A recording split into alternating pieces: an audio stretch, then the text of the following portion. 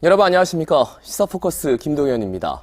새해에도 우리 정치권은 갈등과 반목의 연속입니다. 지난 연말 정국이 그대로 이어진다고 해도 골은 더 깊어진 것 같습니다.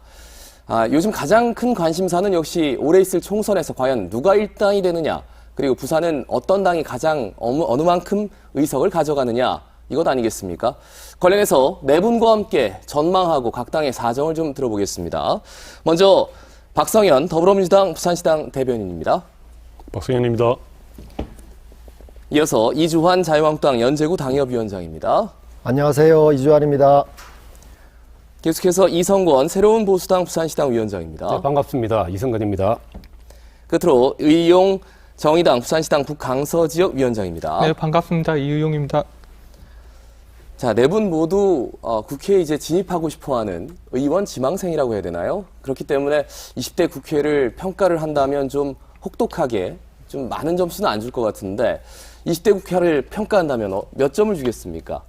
예, 그 20대 국회에 대한 그 시민들의 평가, 그다음에 바라보는 눈초리가 아주 매섭다, 이렇게 알고 있습니다. 그래서 그렇지만 20대 국회가 그냥 마냥 잘못했다, 뭐 이렇게 욕하기보다는 좀 더 정확한 평가를 하는 것이 중요한 때다, 이렇게 생각을 하고요. 크게는 이제 두 가지로 평가해 볼 수 있겠습니다. 이른바 그 여의도 국회, 여의도를 중심으로 한 우리 정치가 벌어진 양상과 그 결과물이 어떻게 나왔느냐에 대한 평가가 필요할 것이고요. 또 한편으로는 우리 부산의 입장에서는 2016년 20대 총선에서 커다란 정치 지형의 변화가 있었습니다. 민주당이 최초로 5명이 의회에 진출하고요. 2018년 보궐선거에서 1명이 추가로 진출함으로써 20대 국회에서는 총 6명의 민주당 국회의원들이 맹활약을 했습니다. 변화된 그 정치 지형, 이것이 우리 부산시에 어떤 영향을 미쳤는가, 이에 대한 평가도 매우 중요하다, 이렇게 생각하고 있습니다. 전체 국회에 대해서는 조금 낮은 점수를 주지만 어쨌든 부산에서 민주당 의원들이 된 이후에 부산의 모습이 좀 달라졌다라는 건 좀 인정받고 싶다라는 말씀으로 듣겠습니다. 자, 그럼 이주환 위원장님은 20대 국회 어떻게 평가하십니까? 저 평가 이전에 국민들이 아마 20대 국회를 역대 최악의 국회라고 하는 오명을 지울 수가 없을 것 같습니다. 국회의 기본적인 임무인 이 법안 처리 문제인데요. 이 법안 처리율이 30% 정도밖에 되지 않는 최고 부진한 성적을 보였습니다. 그리고 흔히 지금까지 또 들어왔었던 동물국회라는 말이 또다시 제3 거론되고 있고요. 이 1년 동안 패스트트랙으로 늘 싸우고 투쟁하고 이런 모습만 국민에게 보이다 보니까 이 국회가 정말로 그런 오명을 씻을 수가 없을 것 같습니다. 국회란 대화와 타협을 통해서 이 정치적인 리더십을 가지고 국민을 편안한 생활로 이끄는 그런 장소가 되어야 되는데 이 국론이 분열되고 서로 싸우는 모습만 보이게 된 그러한 최악의 국회라는 평가를 피할 수 없을 것 같습니다. 예, 최악의 국회다라는 평가. 이성원 위원장님? 저는 굳이 점수를 매긴다면 점수로 환산이 안 될 정도의 낙제점이다 라고 생각을 합니다. 왜냐하면 20대 국회는 국민의 밥그릇, 국민의 일자리를 챙기는 국회가 아니라 국회의원들의 밥그릇과 일자리를 챙기는 국회였기 때문입니다. 한번 뒤돌아보면 20대 국회 동안에 참 많은 일이 있었습니다. 박근혜 대통령에 대한 탄핵과 문재인 대통령의 당선, 그리고 민주당의 또 지방선거에서의 승리, 이런 게 있었습니다. 그 과정에서 사실 우리 국민들의 마음은 상처를 많이 입었고 또 경제적으로 많이 궁핍해졌습니다. 이것을 치유하고 고치는 것이 20대 국회의 역사적인 책무였음에도 불구하고 지금까지 모습은 어떻습니까? 선거법, 그거 다 국회의원들의 일자리 아닙니까? 그리고 또 공수처법, 그것도 국민들의 삶과는 무관한 또 권력기관의 문제입니다. 이렇듯 국회의원들의 일자리와 기득권의 그런 자리에 대해서만 투쟁하고 싸웠던 국회이기 때문에 20대 국회에서 절대 우리 국민들이 좋은 평가를 내릴 수 없을 것이라고 생각하기에 낙제점을 저는 부여하고 싶습니다. 예. 모든 분들이 좀 최악이나 낙제점을 계속 주고 계셔가지고요. 예. 그러면 정의당 입장 한번 들어볼까요? 이용 위원장님. 예, 사실 20대 국회는 처음부터 새롭게 구성되어야 될 국회였습니다. 우리 촛불위의 국민들이 나라다운 나라를 만들기 위해서 그 새로운 국회를 원했지만 선거가 많이 남았기 때문에 대통령만 바뀌고 지금까지 그 기다렸습니다. 그렇기 때문에 많은 개혁적 법안들이 통과되지 못하고 계속 산재하고 민심과 멀어져 말았습니다. 제가 선거운동을 하면서 뭐 시민분한테 그런 얘기를 들었습니다. 아니 국회가 왜 그 조국 이야기를 몇 달씩 하면서 국민들과 관련된 법안들을 통과시키지 못하느냐 하면서 안타까워하는 얘기를 들었습니다. 그것은 우리 자유한국당이 여러 가지 최근에 민식이법 같은 것들을 막을 때처럼 국회에 여러 가지 개혁적 법안들을 막기 위한 알박기를 했기 때문에 저는 그렇게 생각합니다. 그래서 사실상 알박기 국회였다 그렇게 생각하고요. 하지만 마지막에 아까 패스트트랙과 관련해서 검찰개혁과 국민이 원하는 선거제도 개혁이 어느 정도 이루어졌기 때문에 낙점이라 하기보다는 그간에 처음부터 빵점이었다면 두 가지를 했기 때문에 저는 20점 정도는 줄 수 있을 것 같습니다. 예, 알겠습니다. 그리고 네 분 모두 공통적으로 아마 현역 의원분이 나왔다면은 좀 죄송합니다, 반성합니다 하면서 점수가 이렇게까지 낙제점은 아니었을 것 같은데 네 분 모두 국회에 안 계시기 때문에 아주 혹독하게 말씀을 해주시네요. 자, 그럼 국회 현안, 지금 정치 현안들을 하나씩 좀 챙겨보겠습니다. 한국당이 의원직 총사퇴를 결의를 했습니다. 어쨌든 선거법도 그리고 공수처법도 패스트트랙 정국에서 다 태워졌고 통과가 됐습니다. 이 점에 대해서는 일단 이주환 위원장님께 한번 여쭤보겠습니다. 예, 정상적인 의회 상황에서는 이 의원직 사퇴라는 것이 이렇게 올바른 길이 아니라고 생각을 합니다. 이 의원직 사퇴라는 것은 자기를 갖다 직무를 버린다는 뜻인데요. 그러나 이 현실성이 없는 이러한 주장까지 하게 된 그 원인이 저는 가장 중요할 것 같습니다. 물론 민주주의라는 것은 이 다수결의 원칙이 수단으로 활용이 되고 있습니다만은 지금 현재 이 정권에서는 이 다수결의 원리를 일방적인 일방 통행식으로 이 제도를 통과시키는 그러한 강행 처리하는, 한마디로 또 이 말 들으시면 또 욱하시는 분 계시겠지만 독재의 길로 가는 그런 처리 방식을 택하고 있습니다. 예. 그래서 우리 의원직 총사퇴를 하는 이 결연한 의지를 국민들이 알아달라는 뜻으로 이해를 해주시고 저 개인적으로는 의원직 총사퇴 현재 상황에서는 현실적이지 않다고 생각합니다. 예. 사실 의원직 총사퇴를 위해서는 이제 국회 회기가 열리지 않았을 때는 일단 국회의장에 재가가 있어야 되고, 회기가 열렸을 때는 제적위원 과반수의 출석이역 과반수의 찬성, 이런 좀 복잡한 게 있어서 이 진정성에 대해서는 뭐 여러 가지 또 의문도 있더라고요. 뭐 그걸 떠나서 다른 당의 입장을 한번 들어보겠습니다. 이성건 위원장님 어떻게 보셨습니까? 저희 지금 현재 창당 과정에 있습니다만 새로운 보수당도 마찬가지로 민주당이 추진했던, 그리고 4+1 체제가 추진했던 공수처법에 대해서 심각한 문제의식을 느끼고 있고, 그리고 지금 통과된 선거법에 대해서도 문제의식을 느낍니다. 그래서 함께 자유한국당과 함께 그것을 저지하기 위해서 함께 싸운 건 사실입니다. 그럼에도 불구하고 그것이 끝나고 난 다음에 또 어떻게 대응하는가가 사실은 국민들한테 마음에 감동을 주느냐 안 주느냐가 또 달라질 건데, 과연 지금 현재 시점에 자유한국당이 그 국회의원직 총사퇴가 바람직하냐, 우리 진행자께서 말씀하셨겠지만 현실적으로 그게 불가능합니다. 지금 뭐 민주당이 투표 표결에 올리면 사퇴를 처리를 해줄 리가 없죠, 그죠? 그리고 마찬가지로 국회의장이 회기가 열리지 않았을 때 사표를 수리해 줄 수도 없습니다. 그래서 국민들이 볼 때는 마음의 진정성이 있게 보이지가 않아요. 오히려 만일에 의원직 총사퇴를 한다면 4월 달에 패스트 트랙에 올리기 전에 4+1 체제가 올리기 전에 그때 했다면 이게 상당한 파장력을 가지고 쉽게 민주당이 주도하기 힘들었을 건데 다 끝나고 난 다음에, 그것도 이제 국회가 며칠 안 남았지 않습니까? 끝나고 난 다음에 6월 달이면 새로운 21대 국회에 들어가는 마당에 그만 내놓은들 말이 안 되는 거죠. 그래서 전략도 없고 좀 전술도 없고 조금 국민이 볼 때는 안타까운 방법을 쓰고 있는 거 아니냐. 일단 이주환 위원장님 바로 반론 좀 청할까요? 일부분 뭐 동의하는 부분도 있습니다. 시기적으로 이 총사퇴라는 이 전략을 갖다가 할 때는 좀 더 일찍 결연한 의지를 가지고 국회의원 사무실도 다 비우고 그 직원들도 다 내보낸 상태에서 정말로 이 법만은 막아야 된다는 결연한 의지를 보여야 되는데 좀 시기적으로 시기를 놓친 것 같고요. 또 마지막 국회의원직을 다 하는 그 순간까지 제대로 국회가 돌아갈 수 있도록 국민에 대한 의무는 다 해야 된다고 생각합니다. 그리고 한 가지 더 뭐 말씀을 드린다면 김도읍 의원, 여상규 의원, 한선교 의원 이렇게 불출마 선언이 잇따르고 있습니다. 사실 지난 연말부터 해서 이제 연초까지 한 3명의 국회의원, 이전에는 불출마 선언한 게 좀 이채로웠는데 이렇게 불출마 선언에 나서는 이유도 또한 좀 궁금해서 어떻게 보세요? 덧붙여 말씀을 드리자면 우리 자유한국당이 뭔가 이렇게 잘못했을 때 누구 하나 제대로 책임지는 사람이 없었습니다. 그런데 이번 선거제 법안과 또 공수처 법안 너무 무기력하게 이 강행 처리에 제대로 저항하지도 못하고 통과되는 모습을 보면서 정말 국민들한테 송구함을 금할 수가 없습니다.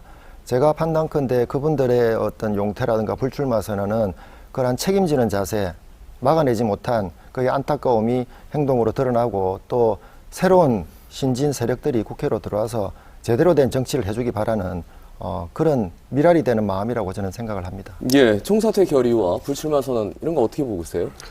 예, 저는 사실 뉴스에서 심재철 자유한국당 원내대표가 의원직 총사퇴를 결의를 했다 이런 말씀하신 걸 보고 야, 정말 이 공감 능력이 이렇게 떨어지는 정당인가 이런 생각을 했습니다. 사실 오늘 우리가 이렇게 이야기하듯이 20대 국회는 이제 마감하면서 평가하는 단계입니다. 예. 그러니까 한마디로 이제 영화가 끝나고 엔딩 크레딧이 올라가고 있는데 나 이 영화 안 볼 테니까 표 바꿔주세요. 환불해주세요. 이런 소리로 들리지 않겠나 국민들한테. 그래서 참 여러분들이 비판을 하시지만은 참 현실성이 없을 뿐만 아니라 예. 국민들께 전혀 이게 공감하지 못하는 이런 의사 표현이었다 생각을 하고요. 그런 의미에서 오히려 이제 불출마 선언 예. 이것이 오히려 더 진정성 있어 보입니다만은 그 또한 이제 불출마 선언을 하는 그 이유를 이렇게 들어보면은 총체적인 어떤 정치에 대한 어떤 자기 반성이라든지 국민들이 요구하는 어떤 정치에 답하지 못하는 이런 반성이라기보다는 당내 권력 투쟁의 일환으로 이렇게 예, 보이는 예. 듯한 이런 말씀을 계속 하시는 것이 역시 한계다. 이런 생각을 하고 있습니다. 예, 국회 현안에 대해서 자유한국당 사정만 계속 얘기하기가 좀 그러긴 한데, 위원장님 한 말씀 더 드릴까요? 저는 국회의원으로서 다음 선거에 불출마하지 않는 것에 대해서는 대단한 결단이라고 저는 생각을 합니다. 예. 당연하죠. 왜냐하면 대부분의 국회의원들은 스스로 물러나려고 하는 사람들이 별로 없습니다. 계속 하고 싶어 하죠. 그럼에도 불구하고 스스로 그만둔다는 것은 대단한 결단과 용기다. 저는 예. 그렇게 높이 평가를 합니다. 그럼에도 불구하고 좀 한 가지 아쉬운 점은 좀 있습니다. 자유한국당의 불출마 선언을 보면 불출마 선언을 해야 될 사람은 하지 않고 오히려 하지 않아야 될 사람이 하고 있다라는 걸 좀 많이 느껴요. 대표적인 케이스가 부산의 김세연 의원 같은 경우는 지역구도 탄탄하고 나이도 젊은 편이고 앞으로 계속하면은 정치적으로 할 일도 많은데 스스로 불출마 선언을 했고 수도권의 김용태 의원이나 김영우 의원처럼 40대, 50대의 젊은 의원들이 대부분 그만둬요. 또 어제 최근에 발표했던 김도읍 의원 같은 분도 제가 알기로는 재선의 의원으로서 나름대로 의정활동도 열심히 하고 평가도 좋은 분이라고 생각을 하는데 예. 그런 분들이 오히려 먼저 불출마 선언을 해버립니다. 근데 지금 불출마 선언을 실제 해야 될, 저만 생각할 그렇게 할지 모르겠지만 부산 시민 혹은 자유한국당 내에서 불출마 선언을 해야 될 사람들이 있는데 그분들은 지금 조용히 머리 숙이고 입을 다물고 있어요. 그래서 저는 자유한국당이 도대체 미래로 나아가려고 하는 건지 이 모습을 보면 예. 과거로 다시 돌아가려는지 잘 모르겠어요. 남아서 당을 변화시키고 쇄신시켜야 될 사람들이 떠나고 있는 자유한국당의 모습에 같은 보수 정당으로서 좀 안타까움을 느끼고 있습니다. 솔직히. 예, 정의당 입장 한번 들을까요? 네, 정치는 결과로 책임을 지고 선거로 평가받는 게 중요합니다. 그런데 자유한국당에 계신 분들이 20대 국회를 제대로 했다면 당연히 이번 총선에 나와서 평가를 받는 것이 정당한 정치행위라고 생각합니다. 그러나 불출마를 통해서 나오지 않겠다는 것은 평가를 피하려는 저는 꼼수다 이렇게 생각하고 있습니다. 아까도 제가 말씀드렸지만 사실상 자유한국당은 마지막 개혁 법안을 처리하는 데 있어서 알박기를 했고 저희가 건축물을 재건축할 때 땅을 많이 이렇게 사가지고 정리를 합니다. 근데 특정한 집단이 알박기를 하고 있으면 도저히 안 되면 버리고 가야 됩니다. 마찬가지로 지금 자유한국당에서 총사퇴를 하느냐 마냐는 국민적 관심이 없다. 지금의 상황에서 개혁적인 법안을 이뤄내기 위해서는 그냥 패싱하고 가야 된다.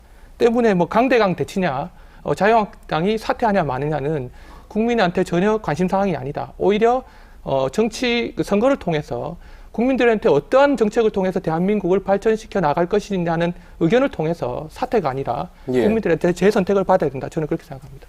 의원직 총사퇴 결의에 대해서는 거기에 대해서는 조금 의구심을 갖는 분들도 불출마 선언에 대해서는 조금 더 진정성을 느꼈다. 할 사람은 했고 안 할 사람이 했다라는 이런 지적도 있었고 이 자체도 꼼수다라고 지적을 해주는 분도 계시고 그러면 그 얘기를 하겠습니다. 4+1 이 소연성이라고 할 수 있는 이번에 어쨌든 굉장히 빠른 속도로 움직였고 또 패스트트랙 안건을 상정을 해서 본회의에서 의결을 하고 이런 모습들 어떻게 국민들이 바라봐야 하는지 정의당 입장부터 한번 들을까요?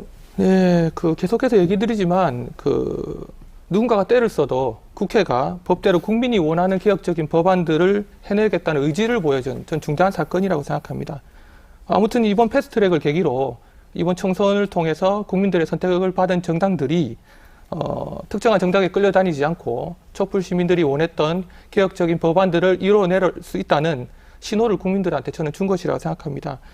그렇기 때문에 부족하지만 어쨌든 4+1과 함께한 우리 정당들이 협상과 조율을 통해서 정치의 진문력을 보여준 중요한 사건이라고 생각하고요. 하지만 선거법 개정에 위헌 판결을 받은 선거법 기탁금 문제나 공직선거법의 제한 문제 등등이 이번 선거법에 포함되지도 못했고 연동형도 좀 아쉬운 수준이 됐습니다. 그리고 공수처 설치 때도 여러 4+1의 공조가 조금 무너지긴 했던 점이 아쉽지만 아무튼 앞서 얘기 드린 대로 저는 상징적인 사건이라 생각합니다. 예, 상징성 충분히 있다라는 말씀이신데 새로운 보수당 얘기 한번 들어볼까요? 제 개인적인 견해는 민주당이 가고자 하는 길과 방향에 대해서는 알겠습니다. 검찰 개혁도 하고 싶고 지금 현재 선거구제의 단점도 보이기 때문에 이걸 통과시키려고 하는 것은 맞는데 예. 4+1이라는 형태, 그걸 또 연정이라고 또 소연정이라고 표현하는 것 자체는 저는 전형적인 야합이다라고 생각을 합니다. 왜 그런가 하면 대표적인 협치와 연정을 잘 하는 나라가 독일입니다. 예. 잘 아실 거라고 생각하는데 정치적 성향이 다른 보수의 기민당하고 그리고 사회당이 연정을 해서 대연정을 꾸리는 경우가 있습니다. 그 연정을 아주 잘하고 있는 거죠. 근데 그 연정이 맺어질 때는 서로가 정책적 수요에 대한 합의를 하고 계약서까지 적을 정도로 연정의 절차와 과정이 중요한 겁니다. 근데 지금 현재 이번에 우리 한국에서 이루어졌던 4+1이라는 것은 그러한 절차가 없었습니다. 그냥 특정 법안을 통과시키기 위해서 그냥 정치적으로 이합집산을 한 거예요. 특히나 선거법의 경우도 한번 봐야 됩니다. 선거법에서도 처음에 4+1에서 약속을 했던 게 뭡니까? 227대 225대 75지 않습니까? 예, 예. 자유한국당을 제외하고 그렇게 합의를 했어요. 그 다음에 자유한국당을 한 번도 안 끼웠습니다. 근데 최종적인 결과가 어떻게 됐습니까? 250에서 50, 그게 245에서 다시 225에서 253이 됐죠. 그렇죠. 253에서 47로 바뀌었습니다. 그거는 민주당과 그리고 또 나머지 4개 정당의 이해관계에 의해 가지고 자기들끼리 그냥 밥그릇 싸움을 한 거예요. 그런 걸 두고서 어떻게 연정이라고 얘기를 할 수가 있겠습니까? 예, 바로 말씀 듣죠. 아니 최초에 합의할 때는 자유한국당도 있었고 그래서 석패율도 도입됐었지 않습니까? 그런데 협의를 하자고 했지만 황교안 대표가 장애투쟁을 통해서 계속 안 하신 겁니다. 그래서 제가 알박기라는 표현을 한 거고, 그럼 협상장에 저희 정의당의 입장에서는 민주당이 왜 그렇게 자유한국당과 협상을 기다리는지 사실 속상했습니다. 만약에 말씀하신 대로 이게 야합이라면 민주당의 입장에서도 굳이 자유한국당이 들어오고 협상을 하자는 메시지를 주면서 정의당을 애태울 필요가 저는 없었다고 생각합니다. 그러나 적어도 그 협의를 하고 야합이 아니라 협상을 하기 위한 정치의 진본목을 보여주기 위해서 저는 좀 기다렸다. 자, 그렇기 때문에 좀 의견이 좀 그 다른 것 말씀 같습니다. 속에는 정치 개혁을 위해서 노력을 했고 자유한국당이 협조하지 않았다는 거잖아요. 그 점에 대해서는 자유한국당도 저는 문제 있다고 생각을 하는 사람입니다. 그러나 정치 개혁이라고 한다면 처음에 합의했던 있잖아요. 4개 정당이 합의했던 왜 225대 75를 왜 못합니까? 왜 못해요? 그럼 뭔가 하면은 민주당의 이해관계와 정의당의 이해관계, 민주평화당의 이해관계, 대한정치연대 이해관계가 다 다른 거예요. 연동형 비례대표제를 하기로 했지 않습니까? 아니, 그렇지만 조율해 냈지 않습니까? 아니요, 조율이 네. 문제가 아니고 네. 준연동형 비례대표제로 바뀌고 의석수가 변질이 됐어요. 그래서 지금 통과된 법안에 대해서 손학규 대표가 뭐라고 합니까? 본인 스스로 누더기 법안이라고 얘기해요. 네, 알겠습니다. 정의당의 심상정 의원도 얘기하잖아요. 왜 누더기 법안이냐? 야합의 결과물이기 때문에 그런 겁니다. 자, 야합의 결과물이라는데 지금 바로 발끈해서 이제 박성현 위원장님이 손을 들어주셨어요. 예. 발언 기회 드리겠습니다. 예. 발끈할 일은 아니고요. 사실 20대 국회에서 4+1이 어떤 특별한 연정의 형태다. 또 패스트 트랙을 통해서 법안을 통과시키는 것이 굉장히 뭐 특별한 일이다 이렇게 보지는 않습니다. 예, 다 이제 법에 있는 대로 따라서 한 것이고요. 그 다음에 연정이라고 해서 그것이 어떤 뭐 유럽식 뭐 연정 그다음에 또 뭐 우리 한국식 뭐 연정 이것이 어느 것이 맞고 틀리고 이런 것도 아니고요. 예. 뭐 이번 같은 경우에는 사실은 뭐 여러 번 이야기가 나왔습니다만은 촛불혁명을 통해서 새로 권력이 교체됐고요. 20대 국회는 처음에 탄핵 이전에 형성된 국회가 탄핵 과정을 수행했고, 그리고 탄핵 이후의 광장민주주의의 요구를 이렇게 받은 예. 그것을 컨트롤한 국회입니다. 예. 그렇기 때문에 국민들의 굉장히 높은 개혁 열망을 제도화시켜내는 것이 과제였죠. 그 시대적 과제를 아는 국회였기 때문에 상당히 어려웠다. 그런데 이제 반면에 개혁을 추구하는 세력에 대해서 이제 카운터파트가 될 자유한국당 같은 경우는 탄핵 이후에 급속하게 리더십이 흩어지고 와야 되면서 이것을 원내에서 협상과 타협을 통해서 이걸 제도화시켜낼 리더십이 부재했던 것이죠. 그래서 아까 지적이 나왔다시피 중요한 협상의 국면에서 장애투쟁이 진행이 되고, 예. 그다음에 아주 그 극단적인 투쟁이 진행됨으로써 실제로 법에 정해진 패스트트랙 그 국회 선진화법에 따른 안건 희속 처리 과정이 자연스럽게 이루어지지 못한 결과였던 것입니다. 예, 그 결과를 놓고 이후에 지금 다시 제대로 대응했니, 제대로 투쟁이 못했니 하고 자유한국당 내에서 내분이 일어나고 리더십에 대한 그 뭐 규탄이 일어나고 뭐 이런 것을 보면은 그 과정을 짐작할 수 있는 것이죠. 얼마나 그 4+1의 연정을 비판하기 이전에 얼마나 카운터파트로서의 그 자기 역할을 했느냐, 이것을 먼저 돌아봐야 된다. 결국 이것이 부재했기 때문에 예. 일방적인 처리로 보이는 것이지, 이것은 지극히 자연스러운 신속 안건 처리 방법에 따른 법에 따른 처리였다. 예. 이렇게 보는 겁니다. 자, 자유한국당 입장 좀 들어봅니다. 뭐 국지적인 내용을 가지고 따지자면 아마 이 방송이 끝나도록 다 못할 것 같습니다. 이 패스트트랙을 도입하게 된 취지가 뭐냐면은 정말로 국민들이 필요한 민생 법안이 이 정치적 이해관계로 이렇게 표류를 할 때 이것을 타개하기 위해서 일정 기간을 주고 그런 선진화법을 만든 것입니다. 그런데 이 지금 범여권에서는 이 패스트트랙을 정치 관련법을 갖다 태워서 어떻게 보면은 민생과는 별 큰 관계가 없는 이 법들을 먼저 선처리하고 그걸 다수결의 원리에 의해서 이렇게 강행 처리한 모습은 그 말씀하신 대로 야합이 될 수도 있고, 이 4+1이란 이 단어가 언제 들렸으면 최근에 단어를 만들어서 범여권을 구성해서 강행 처리를 했는데요. 제가 좀 묻고 싶은 말씀은 이 연동형 비례대표제의 궁극적인 취지가 뭡니까? 정말로 국민의 작은 소리, 소수정당의 목소리, 군소정당이라도 대우를 해서 우리가 소수정당을 좀 예우를 하고 국민의 목소리를 듣는 그러한 선거 제도인데, 실제 따지고 보면 범여권 1당, 우리 제1야당 자유한국당 2당, 지금 이런 구도로 해서 이념 전쟁으로 지금 치닫고 있습니다. 이걸 누가 만들고 있습니까? 우리 자유한국당이 참여하고 목소리를 내고 반대 목소리를 낼 때 그걸 들어줘야 되는데 그걸 들어주지도 않고 재척을 한 다음에 이 패스트 트랙이라는 제도로서 이렇게 강행하고 있는 이런 모습은 정말 야합이라고 해도 정말 더 이상의 소리를 네. 들을 수도 있을 것 같습니다. 그래서 여기에 대한 반발로 선관위에 이제 비례 한국당이 아니라, 이거는 이미 등록이 돼 있기 때문에 비례 자유한국당으로 이제 자매 정당, 뭐 위성 정당 이런 얘기를 합니다. 그래서 비례당을 따로 만들어서 선거를 치르겠다, 이런 의도를 자유한국당에서 냈단 말이죠. 네네. 우리 자유한국당에서는 이 게임의 룰이라는 것이 아까도 말씀드렸지만 합의가 안 된 게임의 룰은 그 결과는 파행으로 치닫을 수밖에 없습니다. 이 서로서로의 게임에 대한 원칙이 정해지지 않았는데 한쪽만의 고집에 의한 게임 룰로 인해서 그 누가 승복을 할 수가 있겠습니까?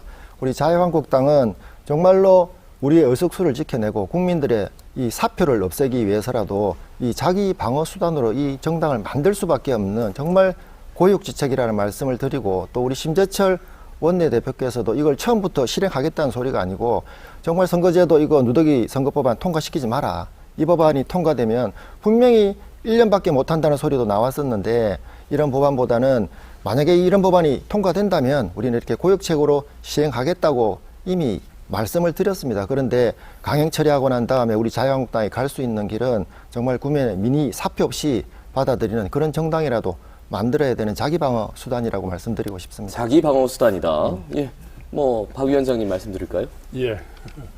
저 이제 결과로 이렇게 나온 그 이번에 그 패스트의 결과물로서의 선거법을 예. 바라보면은 왜 그것이 누더기 법안이고 왜 그것이 받아들이기 어려워서 다른 어떤 그 편법적 수단을 써야 되는 것인지 사실 국민들이 사실은 이해하기 어렵습니다.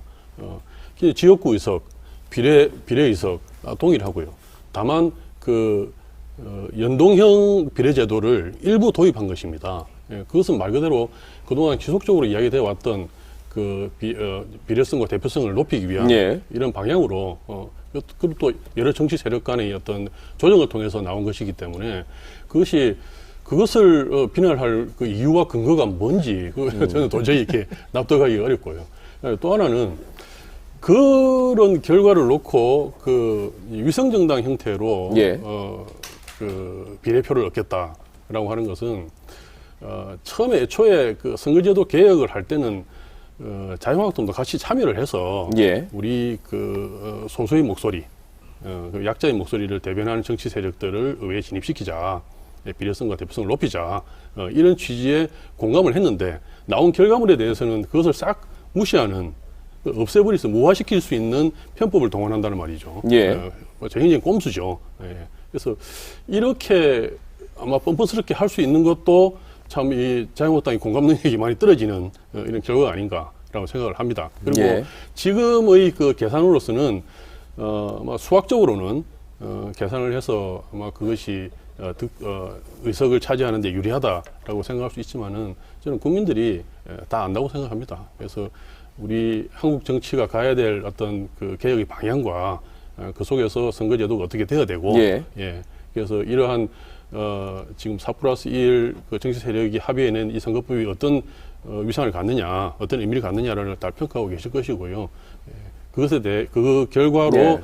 다음 총선에서 아마 평가를 하지 않을까라고 생각을 하고 예, 예. 이 흐름을 방해하거나 아니면 꼼수로 편법을 우회해서 자기의 이익을 얻고자 하는 정당에 대해서는 아마 국민들이 심판할 것이다. 예, 이렇게 예. 생각합니다. 꼼수라는 표현을 하셨는데 자유한국당 쪽에서는 이제 꼼수에 대항하는 묘수다. 뭐 이런 얘기를 했습니다만 어쨌든 바라보는 입장은 완전히 좀 다른 것 같습니다. 선거법이 개정이 됐습니다. 그러면 당장 부산이 어떻게 바뀌는지 궁금하신 분들이 많을 것 같아요. 253석 그러니까 지역구 의석은 다 남아있기 때문에 일단 지역구 선거는 하는 거죠. 그렇죠. 예. 그러면 나머지 의석이 어떻게 되는지 뭐 이성금 위원장님 잠깐 말씀 부탁드릴까요? 네, 아마 지금 현재 그 지역구와 비례 의석 숫자는 예. 전혀 변화가 없지 않습니까? 그렇죠. 그대로 253대 47로 지금 기존 행태하고 똑같고 비례대표에 대해서만 30석에 대해서 47석 중에서 30석에 대해서만 연동형 비례대표제를 적용을 시키고 17석에 대해서 17석에 대해서는 과거에 병립형 비례대표제를 적용을 시키게 됩니다. 예. 그러면은 지역구 18개를 가지고 있는 부산의 입장에서는 변동사항이 없습니다. 있을 그렇죠. 수 있는 것 단 하나는 인구 변동에 의해 가지고 남구, 갑, 을이 인구가 줄어서 통합이 될 수도 있고 안 될 수가 있습니다. 예. 이것을 확정하는 것은 정당이나 국회가 중간에 하는 것이 아니라 중앙선거관리위원회의 선거구 획정위원회가 꾸려져서 거기에서 선거구 조정을 하게 될 겁니다. 네. 그래서 살아남을 수도 있고 남구, 갑을이 합치질 될 수도 있다. 그러니까 지역구 입장에서는 경쟁 체제는 동일한 정치 환경 속에 놓여 있다라고 얘기할 수가 있을 것 같습니다. 오히려 선거법 개정보다는 부산에서는 이제 보수 단일화 논쟁이 아주 뜨겁게 진행될 것 같습니다. 사실 다른 군소 이 보수당이라고 할 수 있는 뭐 전진당 그리고 새로운 보수당 군소정당이라고 하면 조금 싫어할까요? 예, 어쨌든 예, 그러면 이런 정당들이 가장 먼저 부산시당에 먼저 이제 부산시당을 만들었단 말이죠. 다 이유가 있습니다. 뭔가 단일화를 노린다거나 아니면은 그만큼 보수가 분열돼 있다라는 반증일 수도 있는데 여기에 대해서는 앞으로 어떻게 할 생각이신지 일단 자유한국당 입장 한번 들어볼까요? 지금 우선 보수 통합에 대한 그 담론은 이 당 자체도 있지만 국민들로의 여망으로서도 지금 나와 있습니다. 이 보수들이 뭉쳐서 지금 현 정권의 실정에 대비해서 이렇게 대응할 수 있는 그런 모습이 돼야 되는데 현재는 보수가 좀 분열이 돼 있고 각 당으로 분열이 돼 있고 또 신당 창당을 준비하는 그러한 분들이 계시기 때문에 이번 총선을 앞두고 우리가 보수가 대통합을 이루어야 된다. 이런 국민들의 말씀이 있고요.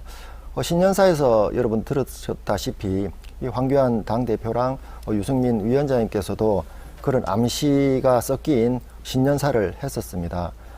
이번 보수 대통합을 해내서 지금 현재 좌파 정권들이 행하고 있는 이 일방통행식 폭주를 막아야 된다는 국민들의 여망이 지금 신년에 드러나고 있습니다. 그대로. 예. 뭐 새로운 보수당 입장 한번 들어볼까요? 뭐 보수 통합에 대해서 반대하는 그 새로운 보수당의 사람은 없을 겁니다. 통합을 전적으로 찬성을 하고 있습니다. 그러나 무조건적인 통합은 아니다. 쇄신과 함께하는 통합이 돼야 된다라고 저희들은 생각을 합니다. 왜냐하면 보수가 분열된 이유는 박근혜 전 대통령에 대한 탄핵의 과정을 거치면서 분열이 예. 되었습니다.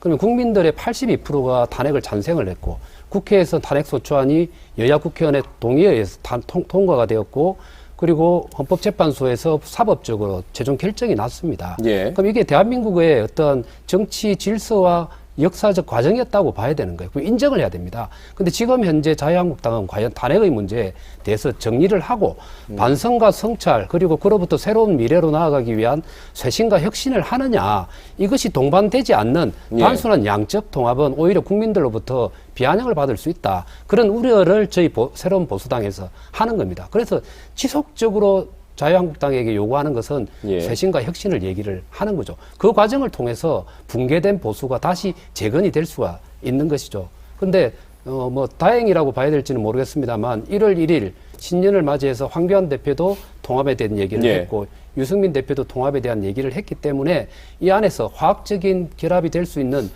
수위, 내용적인 어떤 합의가 이루어진다면 좋은 결과를 가져올 것이고 그렇지 않으면 저희 새로운 보수당은 멀고 험난한 길이라도 보수 재건과 쇄신 혁신을 위해서 외로운 길을 계속할 수 있는 상황도 올 수도 있다.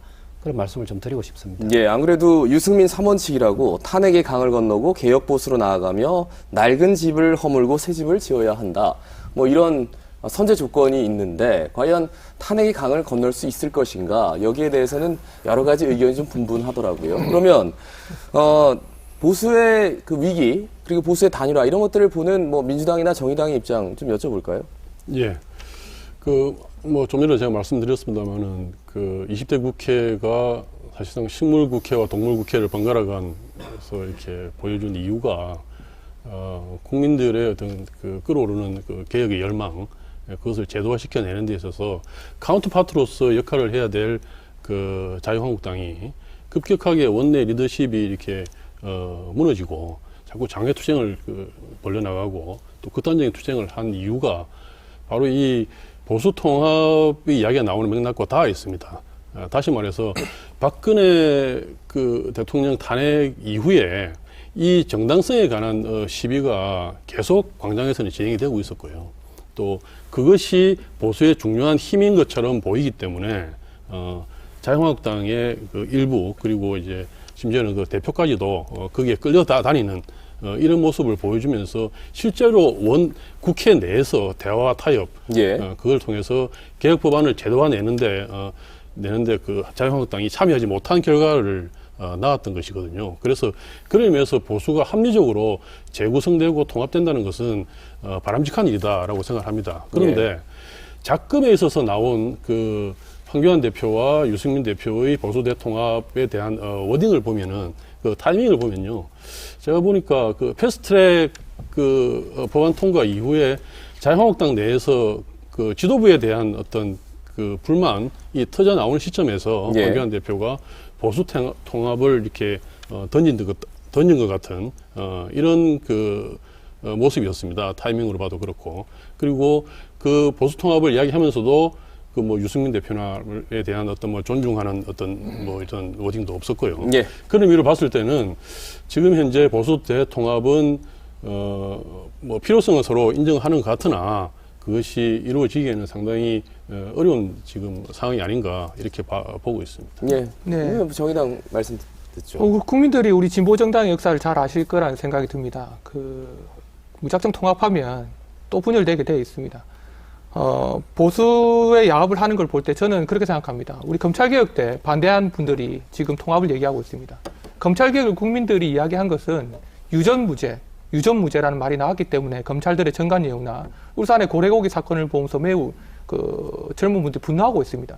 이러한 것들을 해결하기 위해서 개혁적인 법안을 만들고 새로운 국회를 원하는데 불구하고 보수가 그냥 기존에 있던 것을 지켜내고 기득권을 지키기 위해서 야합한다면 뭐 비례당을 만들든 어떻게 하더라도 저는 우리 촛불 시민들이 대한민국의 역사를 바꿨기 때문에 이런 것들의 문제점을 충분히 인식하고 선거에서 충분히 심판할 능력이 있다. 저는 국민을 믿습니다. 네, 자유한국당 입장 한번 들어보고 다음 주제 넘어가겠습니다. 네, 이 보수 통합이 기득권을 지켜낸다는 그런 시각으로 보시는데요. 실제 지금 법여권에서 이 20대 국회에서 자행한 내용들을 한번 보십시오. 이래 국민의 경제를 잘 돌봤습니까? 아니면 외교, 안보 그 어느 문제 하나 국민들로 칭찬을 제대로 듣지 못하고 있다고 저는 생각합니다. 그리고 지금 뭐 감찰 무마라든지 선거 개입 사건이라든지 금융농단이라든지 그리고 이 선거제도라든지 공수처법 날치기 통과에 관해서 국민들이 여실히 지금 관찰을 하고 지켜보고 있습니다. 그러한 내용들은 당에서만 주장하실 것이 아니라 그래서 이번 총선이 중요한 것이 이번 총선을 통해서 비록 이번 무기력하게 자유한국당이 이제 물러설 수밖에 없었지만 그러한 내용들로 인해서 제대로 된 국회, 제대로 된 나라를 만들기 위해서 국민들이 심판해 주실 거라고 생각합니다. 예. 21대 총선이 이제 뭐 내일이면 100일입니다만 100일 남아서 정말 많은 것들을 각 당에서 준비를 하고 있을 것 같은데 지금 다 보여드릴 수는 없습니다만 그래도 우리는 이렇게 준비를 하고 있다. 한 말씀씩 좀 청하도록 하겠습니다. 정의당부터 어떻게 지금 총선 준비가 돼가고 있는지요? 예, 저희 정의당은 지금 현재 부산에 지역구 국회의원이 없습니다. 사실 과거에 민주당도 부산에 지역구 국회의원이 없었습니다. 하지만 부산의 시민들의 마음을 얻기 위해서 꾸준히 이야기하고 노력했기 때문에 지난 총선에서 어쨌든 5석을 얻었다고 생각합니다. 그렇기 때문에 이번 총선에서 정의당은 국민들이 이야기하는 것처럼 정쟁을 일삼는 선거가 아니라 심판, 과거와 같이 민주 대 반민주 이런 것들이 아니라 국민이 원하는 것이 정말 무엇인지 과거에 우리 진보정당들이 무상급식을 이야기하고 했던 것들이 이미 다 이루어졌습니다. 그런 정책적인 것들이 이슈가 될 수 있도록 우리 정의당은 현재 준비 중에 있습니다. 저 개인적으로는 여러 가지가 있지만 그동안 우리 정의당이 어르신들에 대한 정책이 되게 약했습니다. 제가 뉴스 같은 데서 어르신들이 죽기 전에 통장에 돈을 넣어놓거나 장롱송에 돈을 넣어놓고 자식들한테 내가 죽으면 이렇게 장례를 치러달라, 내가 돈을 마련했다 이런 것들을 심심찮게 많이 봤습니다. 죽을 때도 돈 걱정을 해야 된다면 이 나라다운 나라가 아니라고 생각합니다. 적어도 국가가 장례 서비스 같은 것들을 마련하고 해서 죽을 때도 돈 걱정하지 않는 세상이 저는 이루어져야 된다고 생각합니다. 이러한 문제들처럼 교육과 노동과 관련된 죽지 않고 일할 권리 여러 가지 정책들을 우리 시민들과 나누어서 예전과는 다르게 우리 정의당이 정책이 있고 비전이 있는 정당이구나 인식되는 계기로 만들려고 준비하고 있습니다. 예. 자, 새로운 보수당. 예, 우리가 당명이 새로운 보수당입니다. 예. 새로운 보수당은 한 번도 한국의 정치 사상 없었던 진짜 새로운 보수 정당의 면모를 만들기 위해서 좀 준비를 하고 있습니다. 지금까지 뭐 자유한국당, 그 전에 또 새누리당, 한나라당으로 쭉 거슬러 올라갑니다만 그 보수 정당의 모습은 사실은 젊은 층으로부터 외면을 받았던 정당입니다. 뭐 어느 여론조사를 보니까 20대, 30대 여성들 지지율이 3%에서 5%밖에 안 나오는 결과도 있더라고요. 자유한국당의 모습이. 그 젊은 층들이 기피하는 정당, 그리고 중도층들이 또 혐오하는 정당이 자유한국당의 모습인데 그건 과연 올바른 보수이냐. 그러니까 낡은 보수이고 그리고 기득권을 옹호하는 이미지 때문에 그런 층으로부터 외면받고 있는 건데 저희 새로운 보수당은 그 이름에 맞게 젊은 연령층의 사람들에게 먼저 어필을 하고 그리고 또 중도층, 이념적으로 한쪽에 경도되지 않는 중도층과 합리적 개혁과 보수적인 성향의 보수층, 그리고 또 지역적으로 봤을 때는 우리 영남도 사실은 중요합니다만 수도권에 지지를 받을 수 있는, 그리고 아래로부터 서민으로부터 지지를 받을 수 있는 정당으로 거듭나려고 하고, 그러한 그 측면에서 이번 총선에 나갈 인적 자원들을 발굴을 지금 하고 있습니다. 지난주 일요일 날 새로운 보수당 부산시당이 창당이 되고 제가 위원장을 맡게 됐는데 그 다음날 전화를 하나 받았어요. 직접 저희들한테 들어와서 예. 출마하고 싶다는 의향이 있다. 근데 그분이 부산 지역에 상당히 많은 활동을 했던 분입니다. 알겠습니다. 그분이 이 방송을 볼 수도 있으니까. 그 이름은 제가 얘기는 하지 말씀하는 않습니다. 걸로 알겠습니다. 그래서 예, 그 정도로 말씀 긍정적 듣겠습니다. 효과들을 가지고 예. 인적 자원을 발굴하고 거기에 맞는 정책을 개발하겠다고 말씀드리고 예. 싶습니다. 자유한국당 어떻습니까? 우리 또 새로운 보수당의 각오가 또 우리 자유한국당의 가야길 일부분을 또 제시를 해주셔서 그 길도 정말 옳다고 생각합니다. 그러나 이 자유한국당이 또 제 개인적인 입장과 더불어서 말씀드리고 싶은 것은 이 현 정치권이 사람이 하는 일이다 보니까 정책이든 어떤 일이든 잘못될 수가 있습니다. 잘못된 방향으로 가고 결과도 안 좋을 때가 있을 때 정말 이건 잘못된 것은 잘못됐다라고 말할 수 있는 그런 정당이 저는 올바른 정당이라고 생각합니다. 자기들의 어떤 정책이 잘못되었을 때 그걸 갖다가 다시 거짓말로 덮고 또 다른 팩트로 덮고 하다 보면 이게 정말로 배가 산으로 간다는 그런 현상이 일어날 수 있는데요. 뭐 예를 들자면 최저임금제도 같은 내용을 보면 이 최저임금제도 소득주도 성장이란 아예 경제정책 중에 하나인데 지금 이걸로 인해서 뭐 자영업자들이나 여러 부분들이 지금 또 고통을 받고 있습니다. 물론 힘들게 아르바이트를 하는 학생들은 또 그 최저임금을 보장받아서 득을 보는 부분도 있겠지만 좀 더 멀리 내다보면 오히려 자기가 보장받은 금액만큼의 혜택을 보지 못하는 그런 현상이 있기 때문에 지금 현재 민주당에서 시행하고 있는 그런 경제정책들이나 다양한 이 복지 제도들이 어떻게 보면 조금 더 한 걸음씩 심사숙고하고 발걸음을 내딛었다면 훨씬 더 효과를 볼 수 있었지 않았나. 너무 국민들한테 뭐 인기를 얻기 위해서 급하게 다가가다 보니까 그런 정책들이 실패를 했을 때 과감히 수정하고 이것은 잘못됐다고 말할 수 있는 그런 정당들이 돼야 되는데 우리 자유한국당도 지금까지 잘 못해왔던 걸 반성을 해서 이번 총선에 대해 심판을 받고 더 열심히 뛰는 정당으로 노력하도록 하겠습니다. 예. 자, 더불어민주당 말씀드릴까요? 예, 뭐 앞서서 여러 번 말씀드렸습니다만은 이번 20대 국회가 쭉 진행되어 오는 과정에서 이제 박근혜 정부 탄핵 이후에 광장 민주주의에서 요구되는 이런 요구를 내야 된다는 이러한 시대적 요구를 수행하는데 20대 국회가 특히 이제 민주당 국회의원들이 많은 수고를 했는데요. 좀 전에 말씀하셨다시피 뭐 예를 들어 이런 겁니다. 이제 문재인 정부가 뭐 조기 대선을 통해서 이제 정부가 들어선 이후에 사실은 양극화를 해소한다는 문제라든지 그다음에 빈번하게 발생하던 해상과 육상의 어떤 남북 분쟁을 좀 막고 평화를 만들어낸다든지 그다음에 뭐 지역 불균형을 해결한다든지 이런 이제 많은 과제들을 수행하는 과정에서 예. 국회에서 사실은 적극적으로 이제 이것을 개혁을 제도화해내는 이런 노력들을 해야 되고 그 과정에서 사실은 여야의 협치와 그다음에 상생의 정치가 굉장히 중요했는데 그것이 사실은 이제 이루어지지 못했던 것이죠. 예. 그래서 어떤 정책이든 뭐 예를 들어서 뭐 최저임금제도 마찬가지입니다. 방금 말씀하신 대로 최저임금제를 시행하는 데 있어서 그러면 이제 영세한 자영업자들이나 중소기업들에 대한 정책을 어떻게 할 것인가 이런 하나의 제도는 다양한 연관된 정책들의 조합이 같이 가야 되는 겁니다. 그것을 하기 위해서는 그야말로 이제 국회에서 머리를 맞대고 같이 이야기를 해야 되는 것이죠. 네. 어떤 정책이든 간에 그걸 성급하게 이념적으로 공격하고 그것을 장애로 끌고 나가고 이런 형태의 정치를 보여왔다는 것입니다. 이전에. 그래서 예. 이제 뭐 어쨌든 이번 다가오는 21대 국회는 제대로 구성돼서 정말 문재인 정부의 성공 그리고 현재 우리 국민들이 요구하는 개혁 정책들의 제도화 이런 것들을 해낼 수 있는 국회가 돼야 된다. 그래서 이제 그걸 위한 어떤 준비가 굉장히 중요하다고 생각을 합니다. 예. 말씀 예. 그래서 말씀하십시오. 예. 그래서 이제 최근에 이제 저희 민주당에서 인재영입 발표를 했지 않습니까? 그래서 이번 21대 총선을 준비하면서 이제 인물 영입들을 계속하고 있는데요. 1호 우리 영입 인재로는 부산 출신이시죠. 부산 출신의 장애가 있지만 극복한 학자 그리고 2호로서는 가난을 극복하고 또 사회봉사를 열심히 해온 청년 이렇게 차례대로 이제 인재영입을 해낼 겁니다.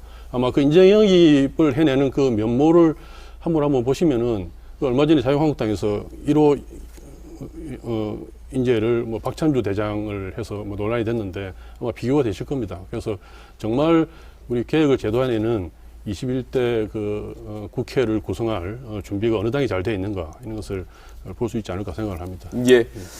자, 뭐 시간이 많이 남지 않아서 마무리 발언 청하기도 그렇고요. 그냥 한 가지 이슈만 좀 말씀드리고 가겠습니다. 동남권 관문공항 지금 이거 어떻게 되는 건지 부산 시민들이 부산 MBC 여론조사 결과 김해공항 확장을 오차범위 아니지만 선호한다 이런 결과도 있었거든요. 여당 입장 듣고 나서 야당 입장 듣겠습니다. 먼저 이야기를 할게요. 예. 뭐 정확하게 말씀드리면은 이번 총선에서 그 관문공항에 대한 입장이 그 저희 민주당의 핵심 그 총선 이슈는 아닙니다. 예. 종전에 관문공항에 대한 어떤 그 우리 부산시당과 부산시 입장은 뭐 유지될 것이고요. 이번 총선에서는 오히려 이제 그것과 더해서 최근에 이제 국비 7조 시대를 만들어냈지 않습니까? 네. 예. 그래서 지금 문재인 정부의 임기 동안에 부산은 새로운 발전의 기틀을 만들어내야 된다. 즉 다시 말해서 지금 현재 지방이 소멸하는 시대에 이 부산이라는 제2의 도시가 메가시티의 어떤 그 모양으로 광역으로 예. 발전의 어떤 인프라를 구성해서 지방 소멸 시대를 막고 부울경의 중심 도시가 되는 이런 비전을 가지고 이 문재인 정부 임기 예. 안에 새로운 어떤 그 부산 대개조의 발판을 만들어야 된다. 그 말씀에 이어는 예. 관문공항이 이번 선거에서는 공약은 아니다. 어쨌든 문재인 정부 안에서는 동남권 관문공항은 이뤄내겠다. 예. 이런 의지를 기억하시나요? 관문공항의 내용도 그 부산 대개조의 그 사업의 안에 예. 일 내용으로 들어가 있는 것이고 알겠습니다. 더 말씀. 중요하게는 이 정권 안에서 이번에 국비 7조 확보에서 봤듯이 이런 부산 대개조를 제도화시켜내는 데 있어서 가지고 예.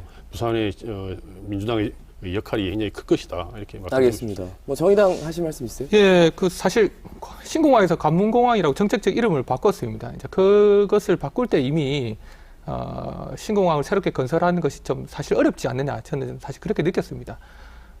실제로 그 김해공항에는 군사 기능을 하는 공항이 같이 있기 때문에 가덕도로 옮기거나 밀양으로 옮기더라도 김해공항 내에 군사시설, 미군이 사용하는 군사공항을 옮기지 않으면 강서구 주민들한테 사실 별다른 소음 문제나 도움이 안 됩니다. 민항기보다도 그 전투기가 음속으로 날아다니기 때문에 소음 문제가 더 심각하죠. 용산기지를 옮길 때 거의 한 9조 원의 2조 들었는데 물론 이제 용산처럼 들지는 않겠지만 미군들과 협의도 해야 되고 이런 과정들이 국가 정부 내에서 한 번도 논의되지 않았거든요. 그래서 때문에 오히려 정부 여당이 자꾸만 이것을 정쟁화하거나 자유한국당도 이걸 정쟁화할 것이 아니라 국민들한테 정말로 솔직하게 어떻게 해야지만 부산 시민한테 도움되는 방향으로 갈 수 있는지 정쟁의 형태가 아닌 시민들과 함께 소통해서 만들어지는 과정을 만들어야지 이뤄낼 수 있다고 생각합니다. 네. 예. 자유한국당 의견 바로 듣고요. 뭐 자유한국당의 입장이라기보다는 부산 시민의 입장입니다. 이 김해 신공항 문제는 5개 지자체가 합의를 해서 거기에 신공항으로 뭐 관문공항의 성격을 건설을 한다고 했는데 지금 이 부분에 있어서 다시 이낙연 총리실로 재검증을 해서 관문공항을 가덕도로 옮기자, 밀양으로 옮기자 또다시 이렇게 정쟁화되고 있습니다. 그 과정에 2026년 개항으로 예정되어 있던 김해 신공항은 지금 2030년에 될까 말까. 그러면 그 연기되는 기간 동안의 피해는 고스란히 부산 시민이 보게 됩니다. 그리고 김해 신공항을 갖다 만약에 안 하게 된다고 하면 거기에 비용을 재투자하는 것은 좀 무리라고 보는데 지금 내년부터 김해 신공항이 청사도 확장을 하고 또 비행 시간도 조정을 하고 거의 김해 신공항 확장 수준에 달하는 그런 예산도 투입을 하면서 지금 정비에 들어갔습니다. 그러면 지금 국익으로 볼 때나 부산 시민의 편의를 볼 때 관문공항을 정쟁하기보다는 우리 김해 신공항을 제때 좀 빨리 해서 국민들한테 시민들한테 이걸 돌려주는 것이 낫지 않겠나 저는 예. 그런 생각을 해봅니다. 시간이 많이 지나서 이성건 위원장님까지만 말씀. 제가 이거 추가를 좀 해야 될 것 같습니다. 예, 추가 조금 듣고요. 예. 예. 제가 먼저 할까요? 하십시오. 할까요? 예. 관문공항은 지금 짧게 부탁드리겠습니다. 관문공항은 정정화될 이유가 없습니다. 예.